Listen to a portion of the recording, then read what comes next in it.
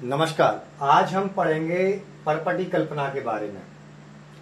परपटी कल्पना में क्या होता है? परपटी कल्पना में हमें सबसे ज्यादा समस्या आती है किन चीजों में कि इसका अनुपात क्या है, इसके अंदर क्या डला हुआ है। तो सबसे पहले मैं आपको बता दूं कि किसी भी प्रकार की परपटी का निर्माण कज्जली से होता है और जो पारद और गंधक से मिलकर बनी होती है। तो इन सभी में मेन कंटेंट हमारा क्या रहेगा? पारद और गंधक। मेन कंटेंट क्या रहेगा? पारद और गंधक। तो सबसे पहले हम रस परपटी को देखते हैं। रस परपटी में क्या है? पारद और गंधक। क्या अनुपात है इसका? 1:1 के अनुपात में ये लिया जाता है। उसके बाद हम देखते हैं लोह परपटी। अब पारद और गंधक को एज इट इज ले लीजिए, प्लस इसमें कौन सा लोह लेंगे? कांत लोह। कांत लोह क्यों होता है? कांत लोह औषधीय परिप्रेक्ष्य से बहुत अच्छा होता है, इसलिए हम इसमें कांत लोह लेंगे। हमने लिया कांत लोह, KL मैंने इसको करके लिख दिया। तो कांत लोह, इसका भी अनुपात क्या होता है? 1:1:1। यानी कि मान लीजिए 5 ग्राम मैंने ये लिया पारद, 5 ग्राम गंधक, तो 5 ग्राम कांत लोह की भस्म मैं लूंगा और उसको मर्दन करके यानी घोंट करके उसको हम परपटी कल्पना के रूप में तैयार कर लेंगे और उसमें जो परपटी का प्रोसीजर होता है उस तरीके से उसको हम बनाएंगे। नेक्स्ट हमारा रहता है ताम्र परपटी। ताम्र परपटी में थोड़ा सा डिफरेंस आता है, चूंकि नाम में ताम्र है तो साथ में पारद प्लस गंधक प्लस कॉपर यानी ताम्र और प्लस इसमें शुद्ध वत्सनाभ। शुद्ध वत्सनाभ हमें लेना होता है। क्या लेना होता है? शुद्ध वत्सनाभ हमें इसमें लेना होता है। कितने अनुपात में लेंगे हम? यहां पर थोड़ा सा डिफरेंस रहता है अनुपात में, वो अनुपात आपको देखना जरूरी है। अनुपात है 3:3:3:1। यानी 3 ग्राम अगर मैंने पारद लिया है तो 3 ग्राम गंधक लूंगा, 3 ग्राम कॉपर लूंगा और 1 ग्राम मैं इसको वत्सनाभ को, शुद्ध वत्सनाभ को ले लूंगा। योग रत्नाकर ने इसके बारे में एक क्वेश्चन पूछा था कि योग रत्नाकर जी ने इसको कास परपटी बोला गया है, सॉरी कास में उपयोग के लिए बोला है। ये कास में यानी खांसी में उपयोग में आई जाती है। हमारे जो योग रत्नाकर जी ने उन्होंने बताया है। और इसको कदली पत्र की जगह अर्क पत्र से बनाने का विधान इसमें बताया गया है। तो हमें ये ध्यान रखना, कदली पत्र आप समझते हैं? कदली पत्र केले के पत्ते से मोस्टली 99% या 90% मैं कहूं परपटियां तैयार की जाती, कुछ में डिफरेंस होता है। तो यहां पर हम ध्यान रखेंगे कि इसका निर्माण योग रत्नाकर जी ने कदली पत्र की जगह अर्क पत्र से करने को बोला है। और इसमें एक और आता है, चूंकि कास में प्रयोग करने को बोला योग रत्नाकर जी ने।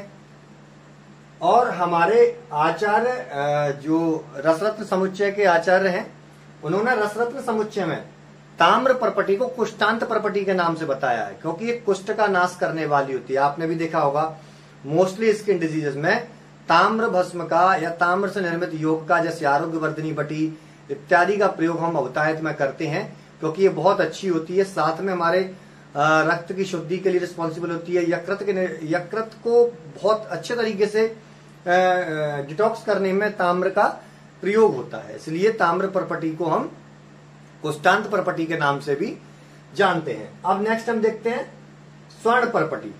स्वर्ण परपटी में क्या होता है?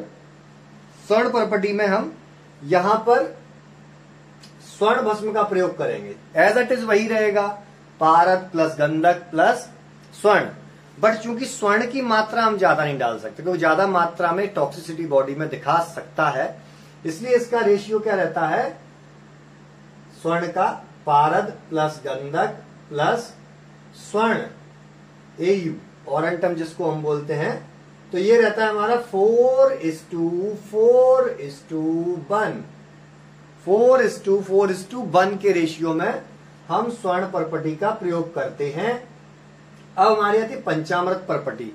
ये डिफिकल्ट होती है। देखिए अभी तक आपने जितना पढ़ा उसमें आपको समझ में आ जाएगा कि भैया इनमें तो इजीली याद करने को मिल रहा है, कोई दिक्कत नहीं है। ताम्र में थोड़ा लोचा है तो ताम्र में हम शुद्ध वत्सनाभ एक्स्ट्रा जोड़ देंगे। बट यहां पर पंचामृत परपटी है, लंबे योग है, कैसे भाई इसमें क्या मैनेज करोगे? और यहां पर एक चीज का ध्यान रखना होता है या पारद गंधक स्टार्टिंग में है, और यहां पे क्या होता है पंचामृत प्रॉपर्टी में हम इसको लेते हैं गंधक प्लस पारद प्लस कांतलो वज्रावृत और प्लस ताम्र। ताम्र इसमें हम लेते हैं, वज्रावृत, ताम्र और कांतलो। अब इसका रेशियो क्या होता है? इसका रेशियो होता है, आप याद कीजिए, आपने गंधक का याद किया 8 भाग, उसका जस्ट आधा आपने 4 भाग पारद कर दिया, उसका जस्ट आधा आपने 2 भाग कांतलो कर दिया, और उसका जस्ट आधा आपने 1 भाग वज्रावृत कर दिया, उसका जस्ट हाफ आपने ताम्र कर दिया। अब भाई याद कैसे करें? तो सिंपल सी ट्रिक है।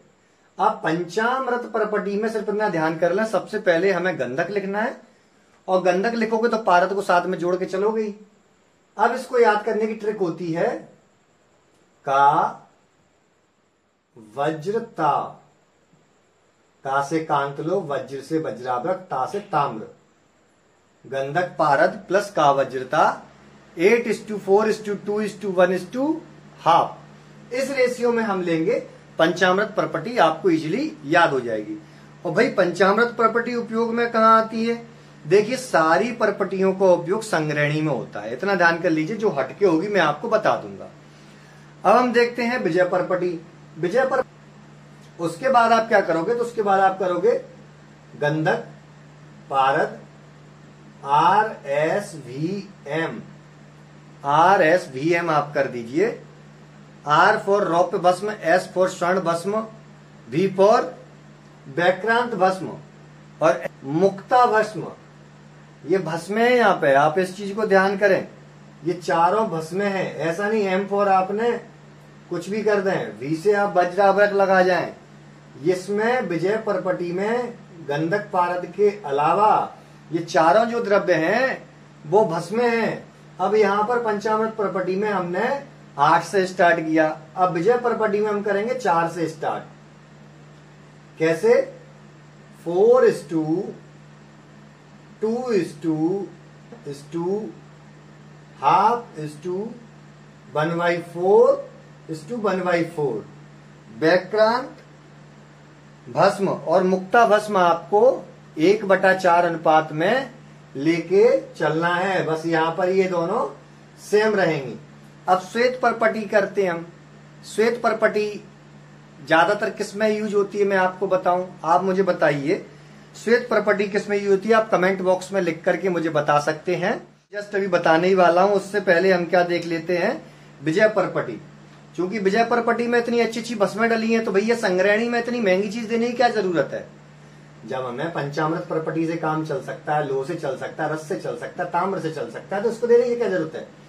भाई ये संग्रहणी के अलावा उपद्रव युक्त कॉम्प्लिकेशन, जिस ट्यूबरकुलोसिस में, जिस राजक्षमा में, राजक्षमा को ट्यूबरकुलोसिस कहना गलत है, मैं ऐसा बोलूंगा, मैं इसको राजक्षमा को उन सभी चीजों में काउंट करता हूं जिन रोगों में आपकी इम्यूनिटी वीक हो जाती, चाहे वो एड्स हो, चाहे वो कोविड हो, चाहे वो क्या हो, राजक्षमा या ट्यूबरकुलोसिस या कोई सी भी डिजीज जिसमें इम्यूनिटी कंप्रोमाइज हो जाती है, आप वहां पर यूज कर पाएंगे। किसको? विजय प्रॉपर्टी को। तो इसका एक अलग से हमें क्या मिला यूज? उपद्रव युक्त राजक्षमा में इसका प्रयोग करना है। श्वेत प्रॉपर्टी, श्वेत प्रॉपर्टी के आप घटक द्रव्य देखिए, सूर्य क्षार, जिसको हम क्या बोलते हैं, कलमी सोरा, स्फटिका और नौसादर।